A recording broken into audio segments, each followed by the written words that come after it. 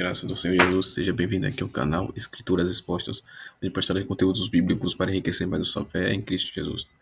No vídeo de hoje estarei trazendo um devocional a partir das 5 horas da manhã e vamos iniciar este devocional em cada semana. Não vai ser todos os dias, mas uma vez por semana estarei postando um devocional onde terá uma oração, terá a exposição da palavra de Deus.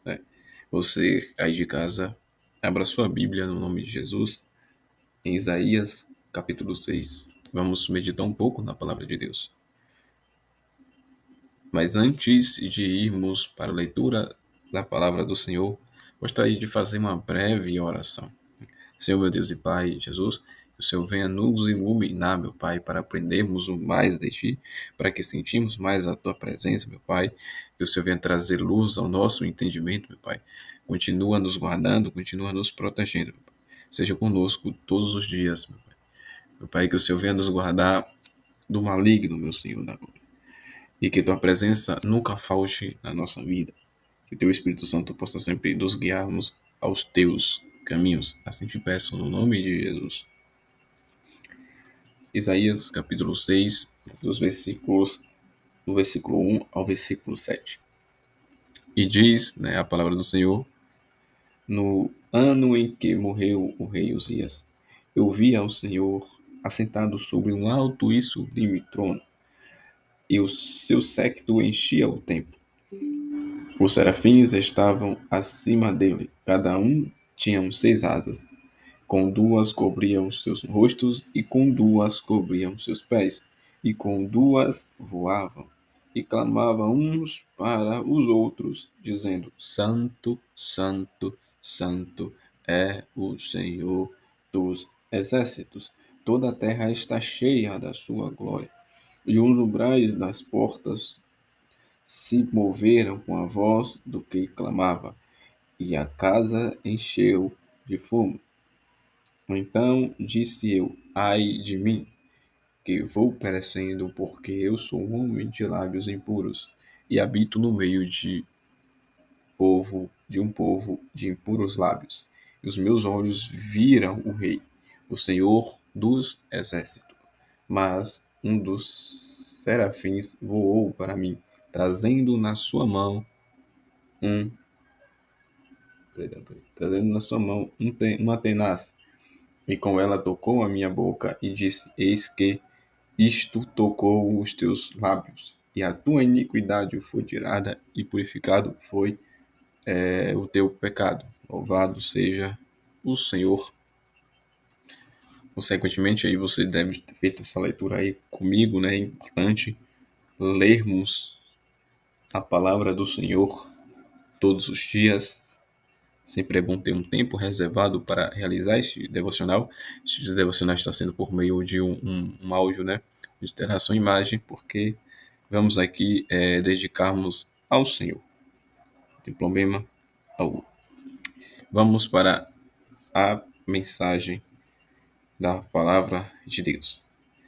O rei Uzias, que é referido no versículo 1, ele era um homem muito importante naquela época, pois ele fortaleceu Judá em tudo, e todos elogiavam o seu reinado.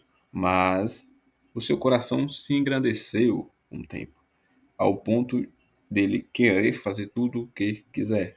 Então Deus lançou uma enfermidade. Então o rei Uzias era um rei que, ao ponto de vista humano, era um ótimo rei. Porém, em determinado momento, o seu coração mudou, querendo até mesmo tomar conta do sacrifício, que até os sacerdotes faziam. Deus, lançou uma enfermidade, acometeu de uma lepra específica. E no mesmo ano em que ele morreu, Isaías teve uma visão dos céus. A visão é o Senhor assentado num alto e sublime trono. Louvado seja Deus. E aqui entendemos: enquanto o trono da terra estava vazio, o trono do céu estava ocupado. Ou seja, enquanto a terra precisava de um rei, este rei já tinha falecido. Mas o Rei eterno é o nosso Senhor dos Exércitos, e ele está vivo para todo sempre. Enquanto falta um rei aqui na terra, haverá um rei e sempre vai ter um rei nos céus. O seu trono não está vazio de maneira nenhuma, não. O trono do Senhor está cheio, ou seja, o seu lugar está ocupado. Bendito seja Deus. Os serafins são anjos de Deus. No hebraico se chama seraf, que significa seres ardentes. E esta palavra é relacionada ao fogo, é óbvio. Isto dá a entender que o culto daqueles anjos feito para Deus não era um culto frio, não era um culto empedrado, digamos assim, ao ponto de cair neve, e também não era um culto morno a ponto do nosso Senhor Deus vomitar, como aconteceu ali na igreja ali de Laodiceia, em Apocalipse. Mas era um culto ali fervoroso, um culto quente, ou seja, os anjos ali expressavam uma adoração a Deus, uma adoração verdadeira. E aqui me vale perguntar a você, você está fazendo uma adoração a Deus, uma adoração verdadeira ou uma adoração falsa? Você está cultuando a Deus de forma fervorosa, de forma quente, de forma doadora? Ou você está adorando a Deus de forma fria, de forma morno, sabe? Sem pé, sem cabeça? Uma adoração às vezes até mesmo sem sentido.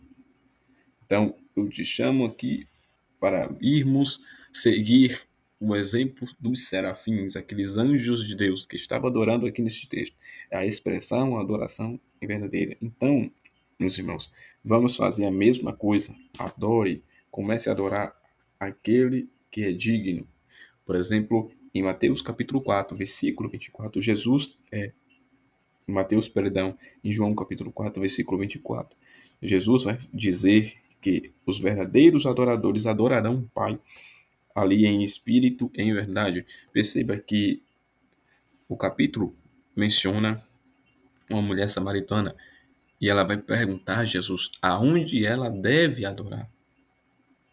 E ela mesma responde: os judeus dizem que é em Jerusalém. Louvado seja o Criador. E Jesus responde: não. Os verdadeiros adoradores adorarão o Pai em espírito e em verdade. Ou seja, enquanto a mulher samaritana estava precisando de um lugar para adorar a Deus, Jesus estava dizendo para ela: não precisa de um lugar. Se você precisa adorar, pode adorar agora, neste momento, neste instante. Porque a maioria das vezes a gente pensa, né? Não estou atacando assim o templo, mas as pessoas saem de sua casa com um objetivo na sua mente de adorar a Deus, que é bom, que é ótimo, porém só pensa que a adoração ela só é válida se for no templo, se for no lugar em que congrega, se for no monte que frequenta. Ou seja, a adoração ela está incluída em um lugar, mas Jesus está dizendo o contrário disso. Não precisamos de um lugar específico para adorar a Deus. Agora sim, mas nós precisamos adorar Ele em todos os lugares, não em apenas em um lugar. Louvado seja o Senhor. Isso me lembra contar uma pequena história, né, de Spurgeon, né, um grande homem de Deus, onde ele estava pregando em um certo culto e uma mulher manda a seguinte mensagem para ele, né? Escreve em um papelzinho e manda para ele. E ele chega e lê. E o papelzinho está escrito: pastor, eu gostaria de louvar a Jesus. Spurgeon, obviamente, que leu, guardou o papelzinho e novamente houve um segundo papelzinho dizendo a mesma coisa. O próprio Spurgeon leu novamente e guardou. A mulher fez isso pela terceira vez. Então, Spurgeon fez a mesma coisa. Acabou-se o culto e ela chegou até Spurgeon. E ela começou a dizer: você não leu o bilhete que mandaram para o senhor? Todos três, por assim dizer. E ele respondeu que leu todos os três. E ela ali ficou ali meio perturbada, sem saber, né, o porquê ele não concedeu o seu pedido.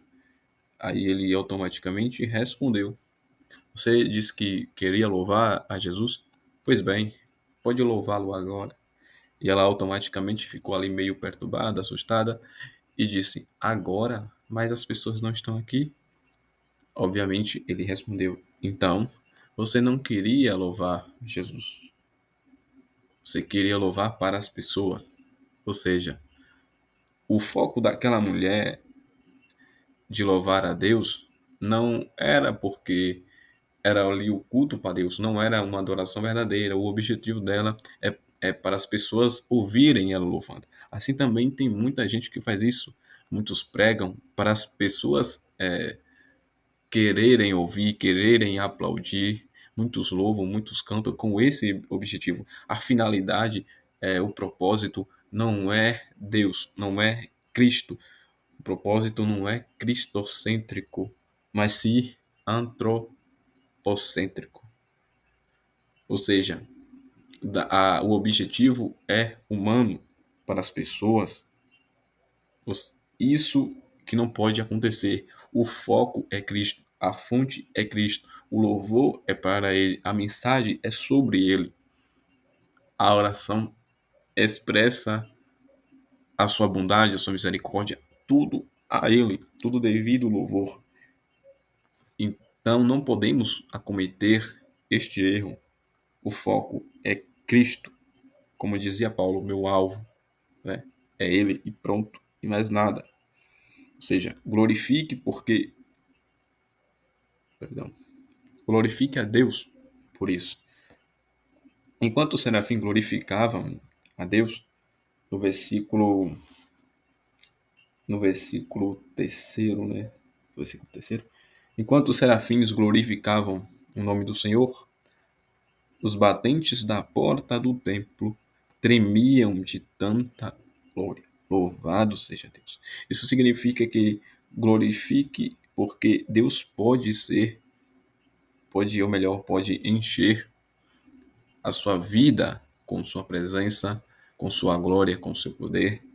A partir do momento que decidimos glorificar a Deus, há uma ação assim espiritual da obra divina. Assim como os anjos aqui louvam, e o versículo continua dizendo, né, com a voz do que clamava, ou seja, versículo 4, quem estava clamando aqui era os anjos, ou seja, por causa disso, e a casa se encheu de fumo, ou seja, houve uma presença ali espiritual, uma presença de glória. Então, quanto mais glorificamos a Deus, podemos sentir a sua presença. E houve também um texto também implementado aqui, um texto não, pequeno, uma palavra implementada no verso 2, onde fala sobre os serafins. Os serafins estavam acima dele. Ou seja, isso me leva a um breve questionamento, porque todavia a gente costuma dizer, costuma falar, até mesmo que Deus, ele é maior que todos, que Deus está superior a tudo, né? Que nada está acima dele. Mas quando deparamos aqui nesse texto, né, fala que os serafins estavam acima de Deus. Isso vale me questionar se os serafins se Deus está acima de tudo, então por que os serafins estavam ali acima do trono de Deus?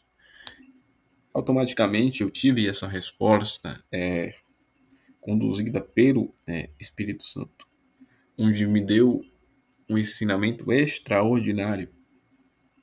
E este foi o ensinamento para a minha vida. Vou compartilhar convosco. Não é porque eles estão em cima que é superior ao de baixo. Não é porque eles estão em cima que é maior do que quem está embaixo. Não é porque eles estão em cima que é mais importante do que estão embaixo. Ou seja, tem muitas pessoas que por ter um cargo maior, um título maior, um trabalho melhor, às vezes se vangloriam disso, das pessoas que não têm isso, ou seja, as pessoas, digamos assim, entre aspas, inferiores, e, por assim dizer, se acham talvez superior, se acham melhor do que os outros, ou seja, se engrandece. Porém, esse texto, pequeno texto, nos mostra que quem está em cima não é maior do que quem está embaixo, não é mais importante, não é superior. Louvado seja Deus. No livro de Mateus, capítulo 18, os discípulos vão até Jesus e perguntam quem é maior no reino dos céus. E Jesus pega uma criança e disse: aquele que se fizer como uma criança, esse é maior no reino dos céus. A criança, apesar de ser pequena, nela não tem maldade. A criança, apesar de ser pequena, nela não se acha superior a ninguém. A criança, apesar de ser pequena, não pisa em ninguém. Pisa aqui é uma colocação aqui entre aspas. Um coração maldoso, ou seja, Jesus falou ali para os discípulos para sermos como criança e não querer ser superior a ninguém, porque o reino dos céus assim não tem que ser superior, pessoas maior, pessoa menor. O único grande ali é Deus, o único grande aqui é Cristo. Ele tem que ser maior em tudo nas nossas vidas. Nós somos meramente humanos, servos. Isso que devemos focar. Não devemos engrandecer, mas devemos diminuir, porque a diminuição faz parte da nossa vida. Isso aqui, falando de diminuir, vamos aqui para as características aqui desses anjos celestiais, né? Esses serafins. Cada um tinha 6 asas, com 2 cobriam o rosto. Ou seja, o culto dos céus é um culto sem aparência. João Batista já dizia que ele cresça e que eu diminua. É um culto que, em vez de nós crescer, nós diminuímos. Em vez de nos se exaltarmos, nos humilhamos. Em vez de subirmos, nós descemos na presença de Deus. Ou seja, a lógica para crescer em Deus é diminuindo. Ou seja, em vez de você orar para se engrandecer de forma querendo engrandecer, não faça isso, não more desse jeito.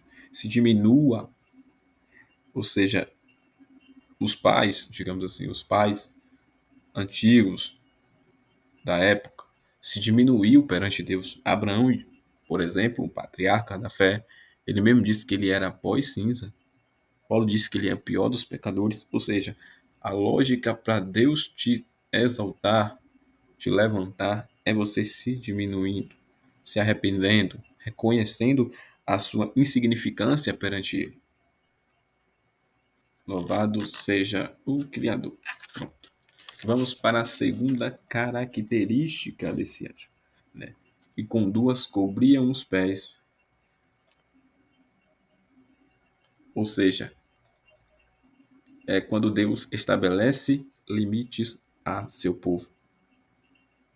Quando Moisés, por exemplo, teve um encontro com Deus, o Senhor estabeleceu limites, dizendo: não é pise nesta terra santa.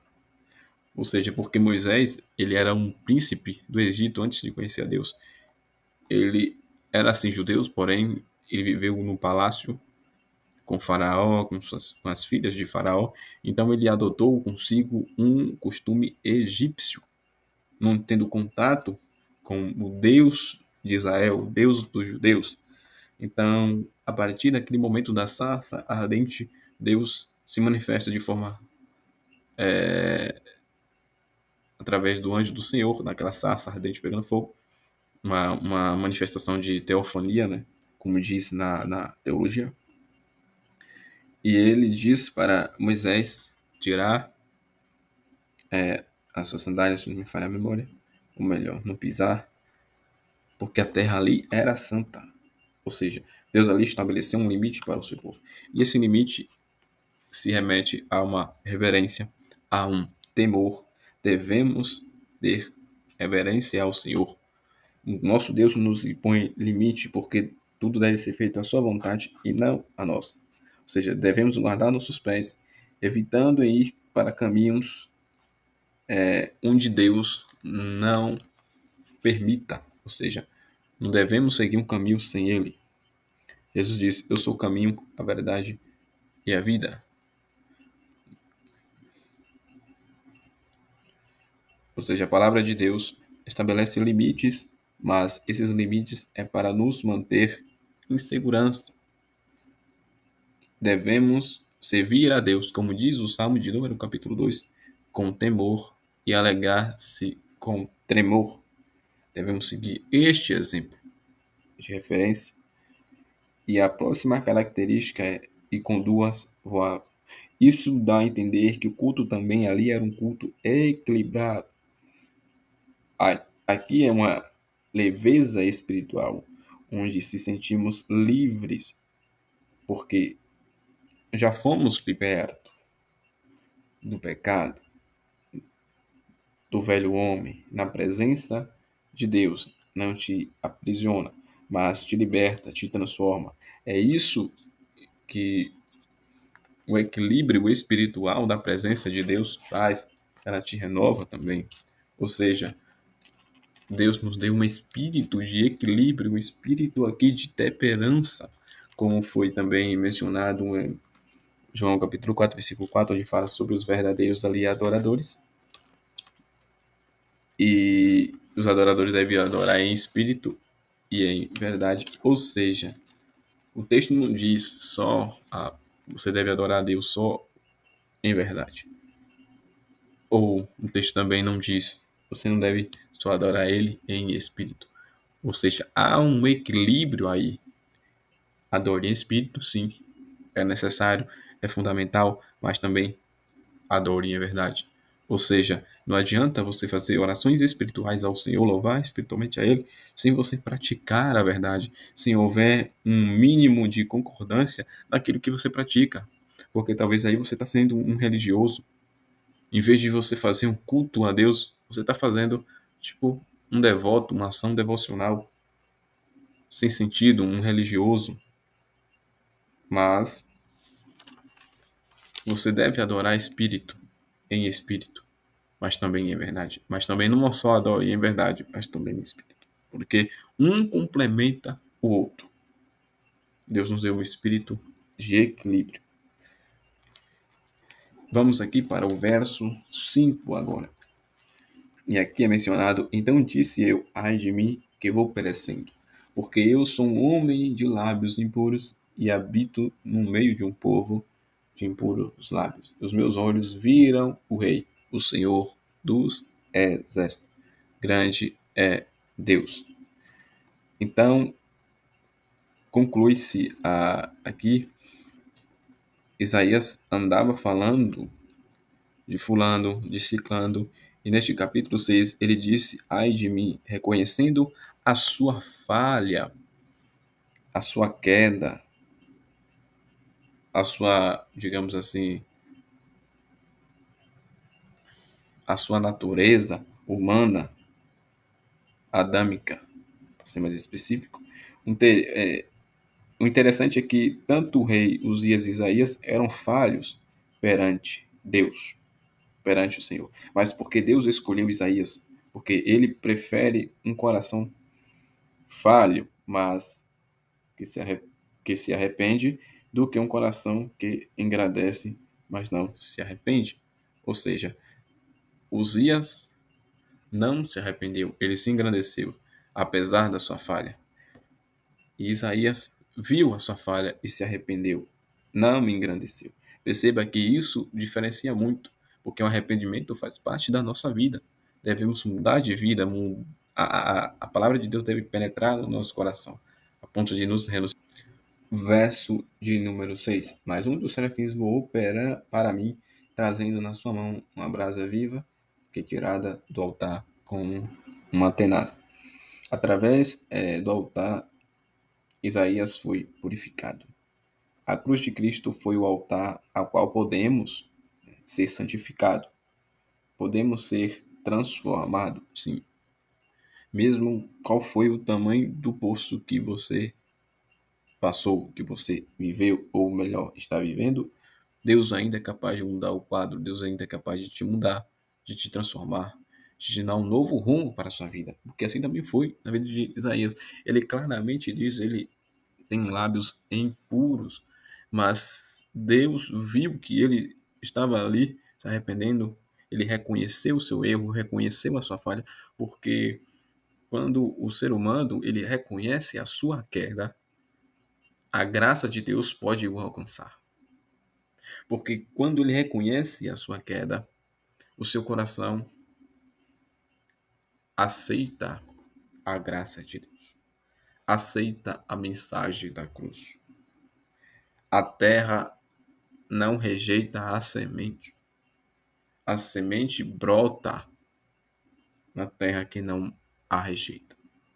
Então, essa brasa viva representa até mesmo o próprio Cristo, porque o sangue dele nos purifica de todo o pecado, de toda iniquidade, de toda falha.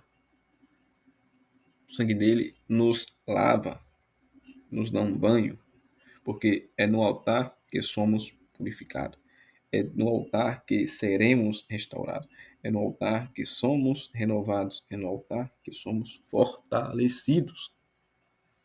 Ou seja, o altar foi a cruz. O cordeiro foi o sacrifício. Ou seja, o seu ato aqui de amor para conosco nos dá uma chance de recomeçarmos, de renunciar a nossa vontade, o nosso desejo, porque assim a gente aprende aqui até mesmo no Pai Nosso, onde diz, seja feita a tua vontade. Objetivamente, a gente tem que negar a nossa e aceitar a vontade de Deus. Então, quando você aceita a vontade de Deus, Deus quer mudança, quer transformação, quer arrependimento, quer que você creia na mensagem do Evangelho, quer que você se arrependa na mensagem do Evangelho, quer que você confesse a Ele como único Salvador da sua vida através da mensagem aqui do Evangelho. Então, assim, Isaías, ele reconheceu a Deus nesse período aqui de perda, onde perdeu o rei Uzias. Então, até mesmo em momentos de perda, Deus pode virar o cativeiro, Deus pode virar o cenário. Ou seja, em um momento de um luto, Deus estabeleceu, ou melhor, Deus chamou um profeta, Deus capacitou um profeta. Isaías foi um profeta do Senhor e foi chamado em um período crítico, sabe? Porque Deus faz dessa forma. Às vezes, não sei qual situação você está passando, ou se estiver passando, às vezes, no estado crítico, a gente deve reconhecer a soberania de Deus, saber para qual fomos chamados. Ele nos chamou e continua nos chamando. Ele nos chamou das trevas para a sua maravilhosa luz.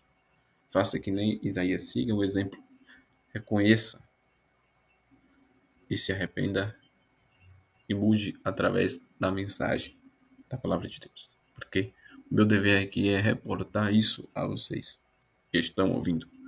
Mas o que muda é a palavra de Deus. Com o poder da glória, com a ação do Espírito Santo na nossa vida. E assim eu encerro a minha mensagem. Se porventura o ouvinte deseja fazer uma aliança com o Senhor neste exato momento, que ore comigo. Senhor, meu Deus, perdoe as minhas falhas. Eu reconheço que a minha queda, eu reconheço as minhas falhas. Então, a partir desse momento, eu creio no Senhor e escreve o meu nome no livro da vida. E confesso a Ti como Senhor e Salvador da minha vida. Assim te peço, no nome de Jesus. Então, desde já, vamos fazer uma oração final. Senhor meu Deus, muito obrigado por este momento dedicado a sentir a Tua presença, dedicado a meditar na Tua palavra, a ouvir a Tua palavra. Pois a Tua palavra, quem a ouve, no seu coração gera a fé. Louvado seja Deus. Jesus continua nos iluminando nossa vida. Eu não sei qual a necessidade de cada um aqui, mas o Senhor é fiel para suprir todas elas. Continua conosco, te apresento todas as áreas da nossa vida. Que o Senhor possa ser em cada uma delas. Nos dá um excelente dia, uma excelente semana, um excelente mês da tua presença. Muito obrigado, Senhor. Assim te peço, em nome de Jesus. E até a próxima, se Deus o permitir.